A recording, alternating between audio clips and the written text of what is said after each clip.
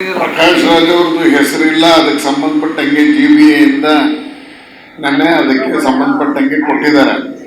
ಆದ್ರೆ ಒಬ್ಬ ನಾಗರಿಕನ ಕರ್ತವ್ಯನೂ ಇದೆಯಲ್ಲ, ಸಿನಿಮಾ ಸ್ಟಾರು ಮತ್ತೊಂದು ಮಾಡೋದವ್ರಿಗೆ ನಿಮ್ ಓಟನ್ನ ಇಟ್ಕೋಬೇಕು ಅನ್ನೋ ಪರಿಜ್ಞಾನವೂ ಇರ್ಬೇಕಲ್ಲ.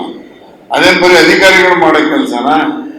ಸಾರ್ವಜನಿಕರು ಎಲ್ಲ ಕಡೆ ಹೋಗಿ ಬೂತ್ಗಳಲ್ಲಿ ಮಾಡ್ತಿರ್ಲಿಲ್ಲ. ನಿಮ್ಗೇನಾಗಿತ್ತು ದಾಳಿ ಹಂಗಾದ್ರೆ? ಯಾಕೆ ನನ್ನ ಇನ್ಸ್ಟಾಗ್ರಾಮ್ 1.5 ತಿಂಗಳಿಂದ ನಡೀತಿದೆ ಇದು. ನಮ್ಗೆ ಹೆಚ್ಚು ಕಡಿಮೆ ಜೂನ್ 29ರಿಂದ ಮನೆಗೆ ಹೋಗ್ತಿರೋ ಪ್ರಕ್ರಿಯೆನ ನೆನ್ನೆ ಯಾಕೆ ನಿಮಗೆ ಜ್ಞಾನೋದಯ ಆಯಿತು? ಅವತ್ತಿಂದ ಯಾಕೆ ಆಗಲಿಲ್ಲ? ಹಂಗಾದ್ರೆ ಎಂತೆಂಥ ಸ್ಟಾರ್ಗಳು ಇಟ್ಕೊಂಡು ಮತದ ಹಕ್ಕನ್ನು ಕಸ್ಕೋಬಾರ್ದು ಅಂತೇಳಿ ಇಡೀ ಭಾರತ ಅಲ್ಲ ಜಗತ್ತಿಗೆ ಪ್ರಸಿದ್ಧ ಆಗಿರುವಂಥ ಅಮಿತಾಬ್ ಬಚ್ಚನ್, ಸಚಿನ್ ತೆಂಡೂಲ್ಕರ್ ಚುನಾವಣೆಗೆ ಓಟ್ಗೆ ಅವರ ಹಕ್ಕನ್ನು ಕಾಯ್ದಿರಿಸ್ಕೊಳ್ಳುವಂಥ ಸಂದರ್ಭದಲ್ಲಿ ನೀವು ಅವ್ರಿಗಿಂತ ದೊಡ್ಡವರ? ಆಯ್ತು, ನಿಮ್ಮ ಓಟ್ ಒಂದನ್ನು ಕಿತ್ತಾಕ್ಬಿಟ್ರೆ ಏನು ನಮ್ಗೆ ಹೆಸರು ಬಂದ್ಬಿಡುತ್ತಾ? ಪ್ರತಿಯೊಬ್ಬ ಪ್ರಜೆಯನ್ನು ಓಟನ್ನು ಇಟ್ಕೋಬೇಕು ಅಂತ ಮಾಡ್ತಿರೋದು ಇದು.